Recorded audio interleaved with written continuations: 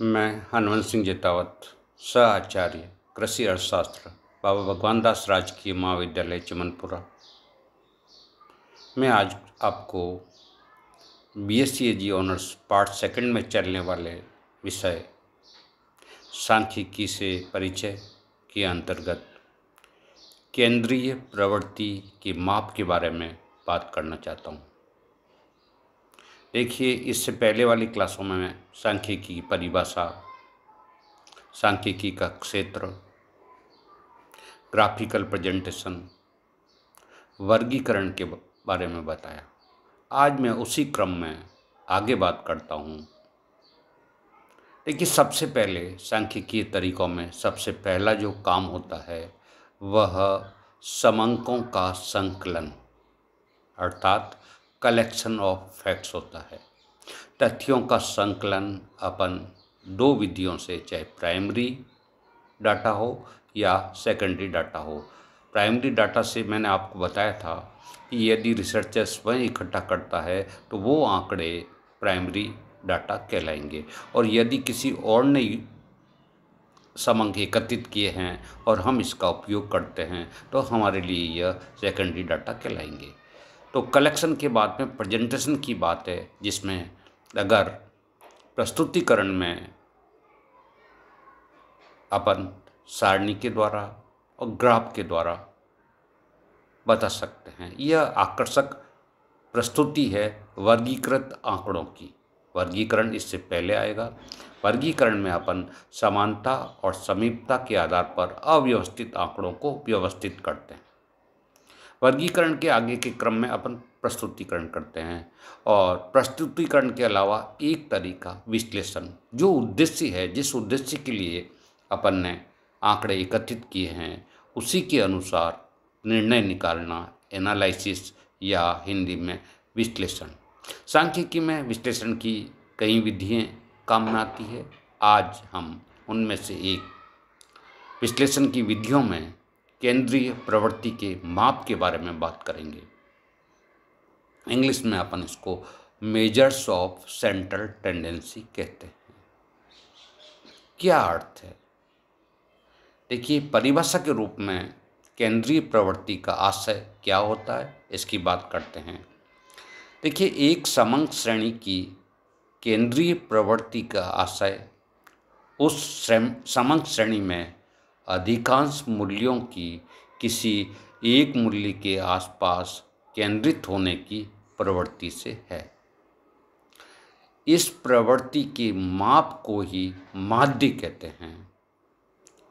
माध्य को केंद्रीय प्रवृत्ति का माप इसलिए भी कहा जाता है क्योंकि व्यक्तिगत चर मूल्यों का जमाव अधिकतर उसी के आसपास होता है। इस प्रकार माध्य समंक श्रेणी का एक प्रतिनिधि मूल्य होता है और उसका स्थान सामान्यतः श्रेणी के मध्य में होता है।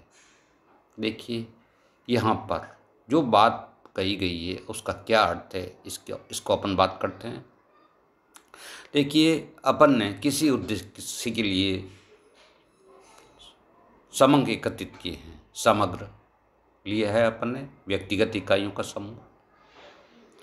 देखिए, एक तो व्यक्तिगत इकाइयों के समूह में व्यक्ति का गुण क्या है, यह जानकारी अपन करना चाहते हैं। या दूसरे शब्दों में मैं कहूँ, अपन ये जानते हैं कि एक छोटा समूह कोई भी अपन ले सकते हैं। उदाहरण के लिए, समझने के लिए मैं आपको क्लास के 60 लड़कों का समूह लेता हूँ। 60 व्यक्तिगत इकाइयों से यह समूह बना है। व्यक्तिगत इकाइयों का ऑब्जर्वेशन जिस गुण के आधार पर हम अपन करना चाह रहे हैं, मान लो वह लड़के की ऊंचाई है। एक एक लड़के की ऊंचाई अपन नापेंगे। अपने पास में 60 संख्याओं का समूह आ जाएगा समंक के रूप में। प्रत्येक एक लड़का, एक व्यक्तिगत इकाई अपने को सूचना देगी। ये ऊंचाई वो सूचना है इस व्यक्तिगत इकाई की जिसका माप अपन कर सकते हैं, तो यह क्वांटिटेटिव कैरेक्टर है। अब अपन ने 60 संख्याएं एकत्रित कर ली। इस समूह में इन व्यक्तिगत इकाइयों का क्या गुण है, यह जानना चाहते हैं, या अपन किसी और कक्षा के लड़कों से की ऊंचाई से इसकी तुलना करना चाहते हैं। तो तुलना करने का क्या तरीका आपके सामने आएगा, आपके दिमाग में आ सकता है कि आप इन दोनों क्लासों में सबसे लंबे लड़कों की तुलना करके निर्णय ले सकते हैं कि किस कक्षा की लड़की ज़्यादा ऊंचे हैं, या सबसे ठिगने लड़कों की ऊंचाई देखकर आप ये निष्कर्ष निकाल सकते हैं कि कौन सी कक्षा में लड़के ऊंचे हैं। लेकिन यह स्पष्ट है, अपन ने केवल 2 संख्याओं के आधार पर तुलना की है।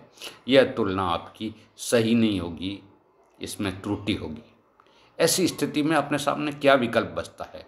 ऐसी स्थिति में अपने सामने केवल एक विकल्प बचता है कि अपन न तो सबसे बड़ी और न सबसे छोटी संख्या लें, हम इस समूह की एक प्रतिनिधि संख्या निकाल लें। प्रतिनिधि संख्या किस प्रकार से निकालेंगे? यह प्रतिनिधि संख्या हमेशा इन संख्याओं के बिल्कुल मध्य में होती है। इस मध्य की संख्या से कुछ संख्याएं ज़्यादा होती है या कुछ संख्याएं कम होती है। इसी को अपन इस मध्य की संख्याओं के आसपास ज़्यादातर संख्याएं मंडराती है या बिखरी भी होती है। संख्याओं की इसी आदत को अपन केंद्रीय प्रवृत्ति के नाम से जानते हैं। तो यह केंद्रीय प्रवृत्ति क्या है, इस बात का उत्तर आप आसानी से दे सकते हैं। संख्याओं के समूह में एक आदत पाई जाती है कि ज़्यादातर संख्याएं एक बीच की संख्या के आसपास मंडराती है या उसके आसपास बिखरी हुई होती है। इसी आदत को केंद्रीय प्रवृत्ति कहते हैं। और केंद्रीय प्रवृत्ति का माप माध्य कहलाता है, क्योंकि यह प्रतिनिधि संख्या मध्य में स्थित होती है। इसीलिए माध्य को केंद्रीय प्रवृत्ति का माप कहते हैं। तो निश्चित रूप से अपन 2 समूहों की तुलना करने या एक समूह से ही अपन एक प्रतिनिधि संख्या जानना चाहें, या दूसरे शब्दों में मैं कहूँ कि समूह में व्यक्तिगत इकाइयों के गुण के बारे में अपन कोई जानकारी प्राप्त करना चाहते हैं, तो अपने को केंद्रीय प्रवृत्ति के माप निकालने पड़ेंगे।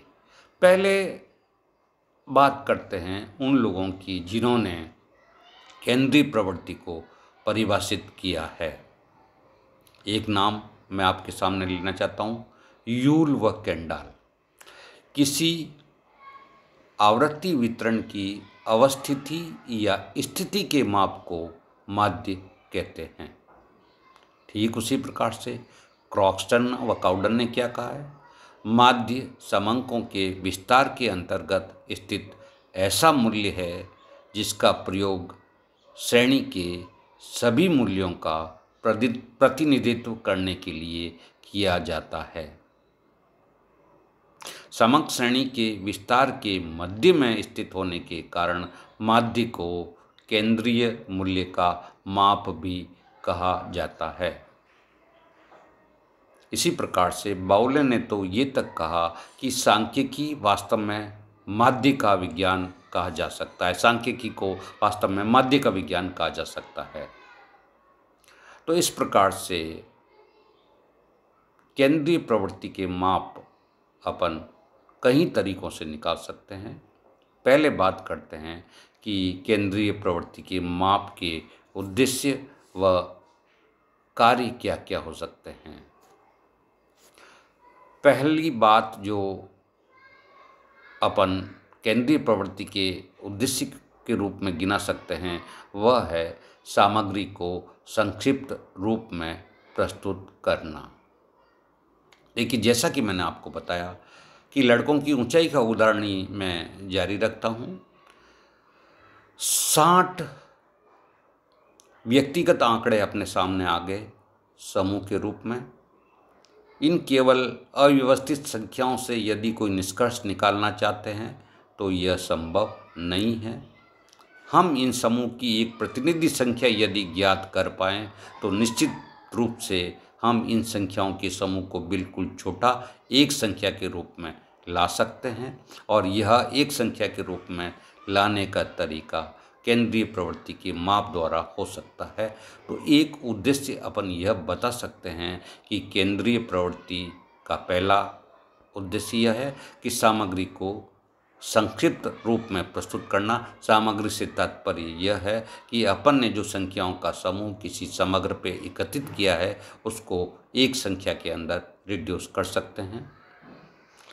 दूसरा उद्देश्य केंद्रीय प्रवृत्ति के माप का क्या हो सकता है? तुलनात्मक अध्ययन। हम एक से अधिक समूहों की तुलना करना चाहते हैं, तो जैसा मैंने उदाहरण में बताया कि एक प्रतिनिधि संख्या यदि दोनों समूह या दो से अधिक समूह की यदि अपन निकाल सकें तो उनको देखकर अपन आसानी से उनके बारे में कोई निष्कर्ष या तुलना कर सकते हैं। तो इन केंद्रीय प्रवृत्ति के माप के आधार पर अलग अलग समूहों में तुलना आसानी से की जा सकती है। तीसरा, समूह का प्रतिनिधित्व। देखिए, केंद्रीय मूल्य समूह का सच्चा प्रतिनिधि मूल्य है। कैसे? देखिए, प्रतिनिधि वो मूल्य वह होगा जिसके आसपास ज़्यादातर संख्याएं रहेगी।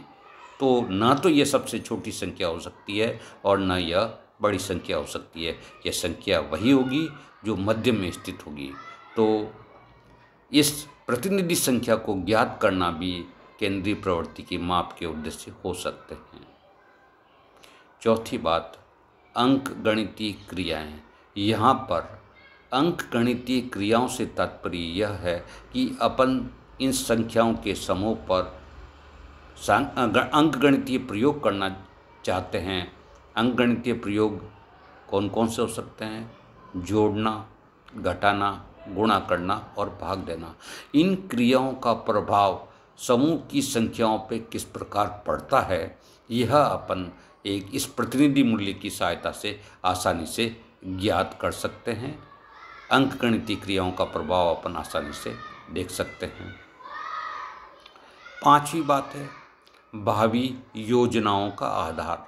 अपन इस प्रतिनिधि संख्या की मदद से कोई भी योजना बनाना चाहें तो आसानी से बना सकते हैं। उदाहरण के लिए, यदि अपन देश के अंदर गरीबी या बेरोजगारी के आंकड़ों को एकत्रित करते हैं और हमें एक प्रतिनिधि संख्या मिल जाती है, तो उसके आधार पर अपन योजना बना सकते हैं और विकास का एक डिजाइन तैयार कर सकते हैं, जिससे हम कोई उद्देश्य प्राप्त करना चाहते हैं तो वहाँ तक आसानी से पहुँच सकें। छठा, पारस्परिक संबंध। हम अलग अलग समूहों में किस प्रकार के संबंध हो सकते हैं, इसको केंद्रीय प्रवृत्ति के माप के द्वारा आसानी से ज्ञात कर सकते हैं। यह बात जो मैंने आपको बताई वह केंद्रीय प्रवृत्ति क्या है और इसके माप करने के क्या उद्देश्य हो सकते हैं, ये बात मैंने आपको की। यहाँ पर एक बार फिर वापस रिकॉल में आपको कहता हूँ, समग्र समस्त व्यक्तिगत इकाइयों का एक समूह से बनता है। समग्र में जो व्यक्तिगत इकाइयाँ होती है उनका ऑब्जर्वेशन अपन किसी एक गुण के आधार पर करते हैं, एक या एक से अधिक गुण के आधार पर कर सकते हैं। इस गुण को अपन संख्यात्मक रूप से लाते हैं और इस गुण का यदि प्रतिनिधि मूल्य यदि ज्ञात करना पड़े तो निश्चित रूप से विश्लेषण का तरीका जो सांख्यिकी ने दिया है, केंद्रीय प्रवृत्ति की माप के द्वारा अपन आसानी से इस समूह का प्रतिनिधि मूल्य ज्ञात कर सकते हैं। धन्यवाद। इसके आगे वाली क्लास में अपन इससे आगे बात करेंगे।